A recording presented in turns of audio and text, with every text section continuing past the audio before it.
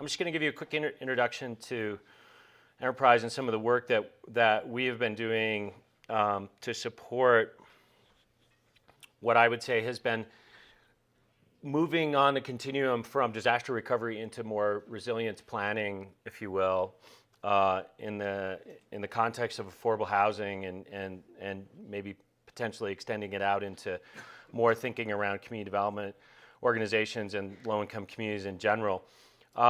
But after yesterday's conversation, I also felt like I should add a couple of things. And talking with James, he expressed some interest in talking a little bit about some of the work I've done in the past, looking at energy systems development in a neighborhood scale, and and how some sustainability strategies really can reinforce resilience at an energy systems level. So I'm going to try to do that very briefly. That could be a side conversation for people who are interested, and then just raise some questions that occurred to me during the course of yesterday's session that I wanted to sort of throw out there. So we'll do that. I'll try to move very quickly through some of the very detailed pieces of our resilience toolkit and program work, if you will. I think largely because those details could get in the way of the larger conversation that I hope we can have around how are we going from conversations about disaster recovery to thinking about something that's more holistic and more strategic around resilience planning, around sustainability, and do those fit together,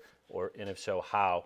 But I'm happy to get into all the details as possible. For those who don't know Enterprise, it's a national nonprofit headquartered in Columbia, Maryland. We have offices in 11 different parts of the country. We provide pretty comprehensive support to affordable housing developers and owners and community development organizations who are trying to develop housing, operate housing, make, and so forth. And we have a spectrum of programmatic work from design and sustainability initiatives, transit-oriented development, to a policy shop that advocates for various policy components of this, as well as a fairly robust financing operation that provides low-income housing tax credit, financing for affordable housing development, new market tax credits for those who are sort of in that kind of world, as well as having a commercial mortgage bank and a community development financial institution. So we have a pretty comprehensive platform, which has been exciting for me in the 3 years that I've been there to sort of think about questions of sustainability going forward. As a just added piece of background, about 11 years ago or so, Enterprise launched Enterprise Green Communities, which is effectively a lead-like tool for developers of affordable multifamily housing to make sure that their housing is green, healthy, sustainable, et cetera. And excuse me, there's a lot of sort of specificity to all this, but it's really had a pretty profound impact in the industry over the last decade. About 75% of all affordable housing that's built today is developed to some green standard, whether it's ours or some other standard. And so we've had a pretty significant impact in sort of creating better quality affordable housing. I think the bigger issues now are around all the existing affordable housing, both the sort of subsidized as well as naturally occurring or market affordable housing that needs massive investments to make those assets efficient, healthy, and so forth. Just a couple of days ago, we released a compendium to our criteria around design for resilience and a resilience toolkit. And I'm just going to highlight that a little bit today. We've developed that largely out of the experience that we gained working with communities and affordable housing organizations post-Katrina and post-Sandy. We've had quite significant roles in both cases. And in fact, a lot of the disaster recovery funding from the federal government to the Sandy region in the Northeast for affordable housing specified that any replacement housing be developed to the Green Community Standard as a sort of baseline to ensure that whatever was being rebuilt, set that aside from questions of whether it should be built, where it was, and all that, would be built to a fairly sustainable level. And that was really the genesis. In the affordable housing world, everything happens through partnerships, affordable housing organizations, both national and local, with organizations like ours and others who provide support as well as capital. It's a fairly, for an effort to provide quality housing to low-income people, it's a very complicated world to work in, and it faces some of the biggest challenges to try to make improvements in existing assets. Most significant affordable housing development tends to include multiple things: shared common space, residential units, some services component, has critical systems, whether at a building scale or serving multiple buildings, as well as some kind of commercial space. And that's increasingly becoming something that you're seeing largely in a first and second tier city context, where that sort of density is necessary to make the economics work and so forth. We were directly involved in about 55 different sites in New Jersey and New York on the post-Sandy phase, and that helped to inform some of the work here. Understanding what the vulnerabilities are of the partners there, had 4 teams of engineers, 55 different housing partner building sites to help understand what's going on, what the challenges are, and begin to provide tools and resources. And also to begin to understand how we can begin to articulate the idea of a value-creating investment in resilience in the affordable housing space. There are savings in terms of insurance and risk reduction. There are savings in terms of utilities, costs, which is the largest discretionary expense that affordable housing faces, as well as in operations and staffing, but there are implications to that. Very quickly, there, in this sort of manual or toolkit that we've put together, it really talks about a decision-making process that affordable housing and community development organizations can use, that's very practical and pragmatic, to help them understand where their vulnerabilities are, really try to understand what the real risk is there, and begin to determine their strategies for dealing with that. And I think for everyone who listened to yesterday, we can sort of unpack all of that, but this is really a pragmatic tool that organizations that don't have a lot of capacity should be able to make use of with some support, but not with a huge amount of support. This is all available in the materials, but it just gives you a breakdown of the kinds of hazards that could be there, and to begin to characterize the exposures that they may face, to begin to assess what the risks are at a community, resident, building, business continuity perspective. And again, I'm going to move quickly through this, but we can come back to any of that as necessary. And then there's sort of a little bit of a, scorecard, if you will, to help prioritize and begin to move people towards thinking about strategic paths forward. And again, it's really a process tool to help people make good decisions. Is it the best tool? Is it the best decisions? I think we'll find out, but I think the idea is to get it in their hands, get folks starting to use it. Certainly it's going to be a benefit to what they have now to use, and so forth. And there's various pieces to support that. So protection, to reduce vulnerability to extreme weather, adaptation related to changing climate conditions, redundancy, strategies that provide backup in the event of loss of power, other critical services, and then community, strategies that encourage change in behavior to enhance resilience. And what I would say you see here, and this is sort of our landing page for that, and you could download this manual and toolkit and so forth. It's free to everybody. What you can see here really is emblematic of Enterprise's work, which is capacity building. And this was discussed at the end of the day yesterday. The capacity of people and organizations in these communities to make decisions that help to make that community more resilient, more sustainability. It's not about defining what the ideal is, but to help people move in that direction. And I cannot overstate the capacity challenges that are faced in low-income communities today. There's a little bit of video there as well to help, sort of people want to get into that. I'm not going to play that because I don't think that's time well spent for us.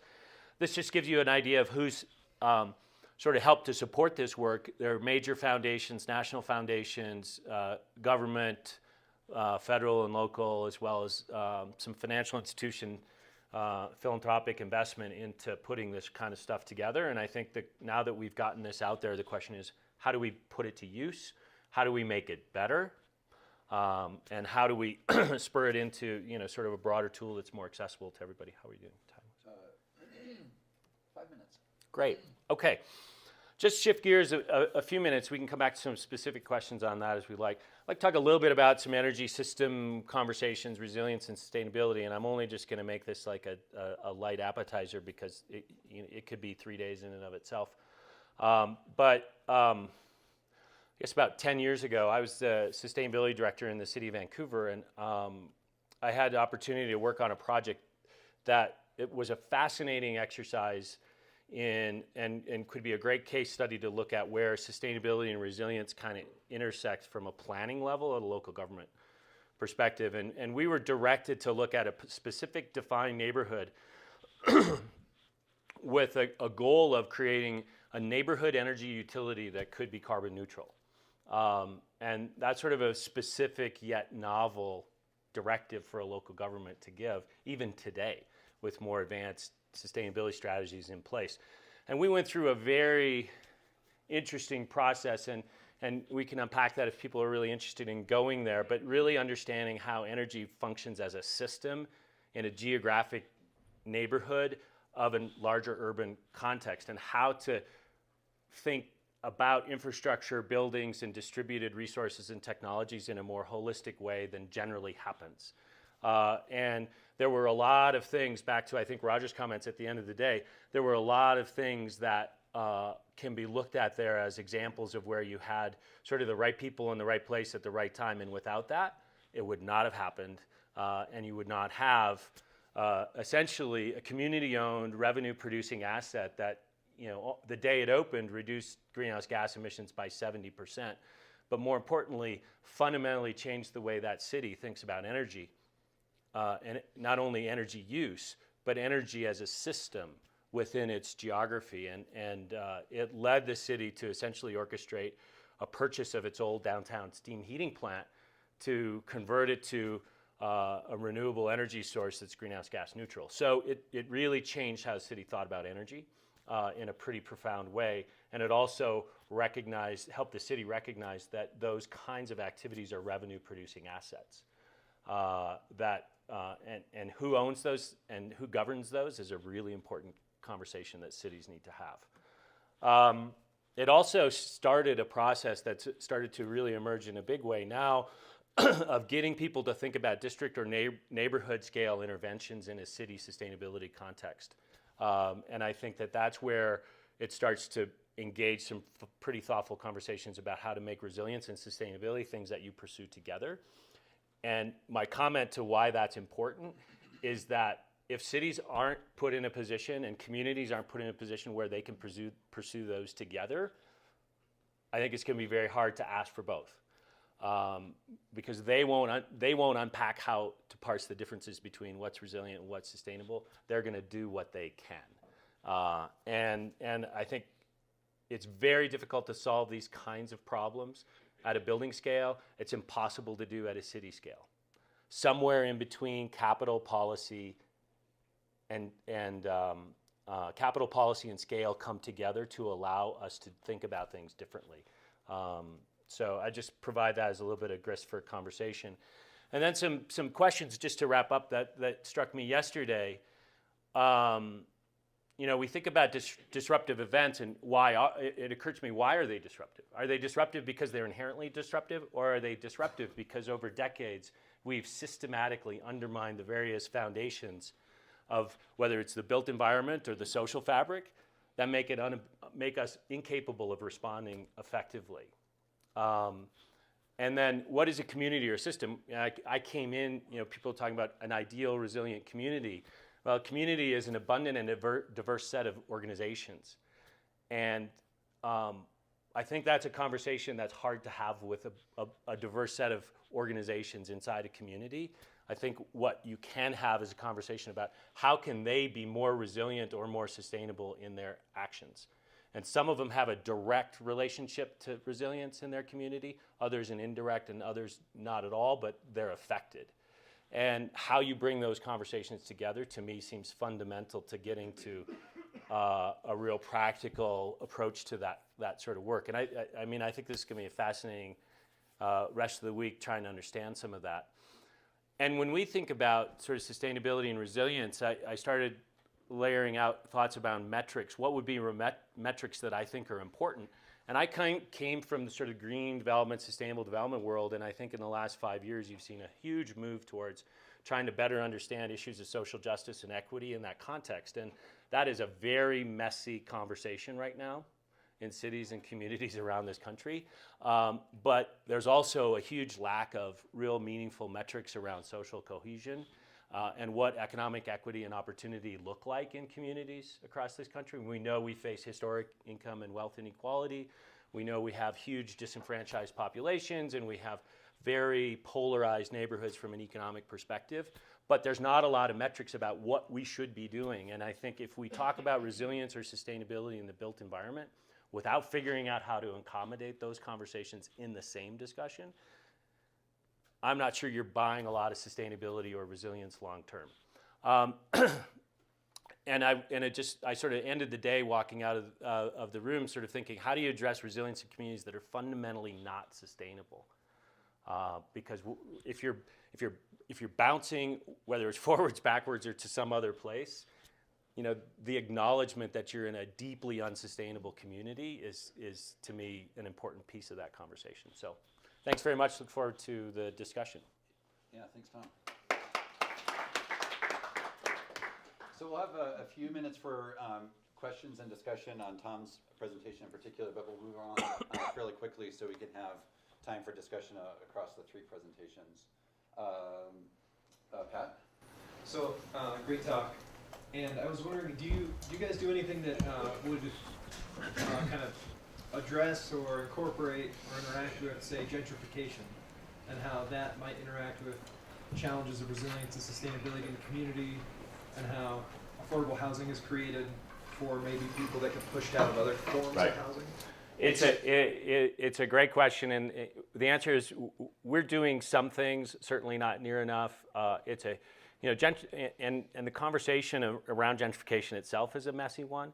Like, gentrification is investment in communities that have not been invested in, and that isn't inherently bad. It's the displacement that happens in the course of doing so, as well as the creation, even if there's no displacement directly, the creation of economically hostile communities for people with low or no income. And that's a big problem. And so we do what we can within some of our programs, but I think we're on the cusp of having to have sort of a generational moment on that. What we're doing isn't working.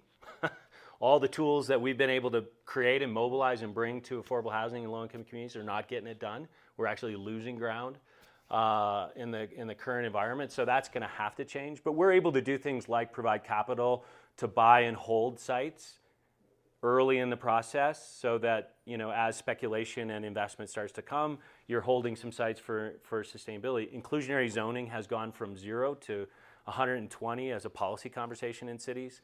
That's an important tool. It's imperfect, but it's important in preserving some affordability inside communities. I think Aspen has a pretty good model. I was talking to the bartender at the Red Onion about it, because he lives in a rent-controlled apartment in the middle of downtown, and the city has some pretty strong tools that are going to be resisted by a lot of other cities. So we do what we can, but I wouldn't say that it's being done nearly well enough. Ian?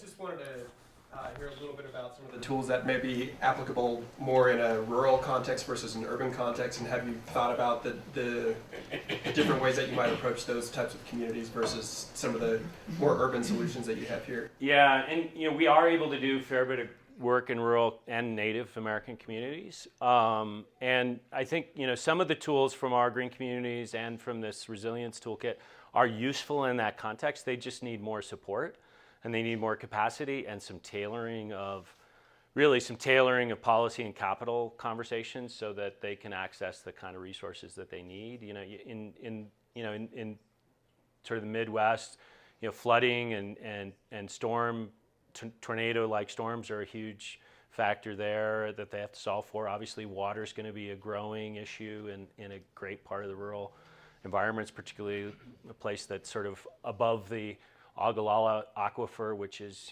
been sadly degraded to a very, very frightening degree. So I think these tools can be used there, but they need sort of resources and some support to be able to use them effectively. Susie? You mentioned earlier the issue of the key for you is capacity building, but it's incredibly difficult to do. So I wonder if you can say both what capacity you're talking about and why it's so difficult to do. That may explain each other. I don't know. Yeah, well, again, I think we're trying to do things and it's probably not adequate. But some of the things when we talk about capacity, it's literally throwing money at people who have skill sets to use tools that are available. And I sort of say this to funders and to nonprofits who try to support kind of sustainability or what have you. We need another toolkit like we need cancer. We need capacity and resources devoted to getting practitioners with skills who can make use of those tools. It's also not a capital problem. There's all sorts of money. So it's really about building that up from the bottom so that they can reach up to sources of capital and they could ask senior levels of government like the state or federal to help them do certain things that they can't do as a local jurisdiction, whether city or at a community scale. So, a big part of it is money, but it's used in the right way. So, we often give grants and then people go and sort of get a tool and they sort of do a case study, but there's no capacity on the ground. Nobody wakes up every day to do that job. Turns out it's not going to get done, no matter how much we hope that it does. So we'll take one more question, and Roger had his hand up the longest, and Right. then we'll switch out. So I'll bring up Kristen's But presentation. if somebody else who hasn't, I've had my 2 cents a few times. Go ahead. Okay. Early on, you noted that social equity is one of the major goals that you have. And toward the end, you said, but we're having a real messy discussion of this. And can you characterize that controversy for us at all? What are the different notions of social equity are people fighting about, and why is it so messy? Well, I would say there's at least 3 layers of that. There's this sort of meta-economic situation of decades of declining real wages, that some of it's tied to declining industries, some of it's just tied to bigger macroeconomic policy. So people are less well off. So that's a part of the problem. I think the other is we're also seeing in the cities, and I think Kristen will probably highlight this, we're seeing decades of institutional racism bubbling to the surface at a level that it hasn't for a while. And it's happening at a time that cities, I think, are actually having a renaissance. In the late 80s and early 90s, it was a terrible time for cities, right? Federalism had really brought the sharp edge to cities, and they were suffering from a lack of resources, a lack of capacity, and no real understanding. And I think cities have really started to rebuild their capacity and begin to be sort of agents of their own fortunes, if you will, to a degree that they hadn't in the past. And you're seeing that coincide with sustainability in a city context really be a driver of activity. But that came from largely an ecological sustainability conversation that was divorced from traditional community development work. And so there's sort of cultural language translational gaps, as well as at the local micro level, competition for resources and mind share. And that creates conflict when you shouldn't have conflict because their interests are actually aligned. But people haven't worked through that yet.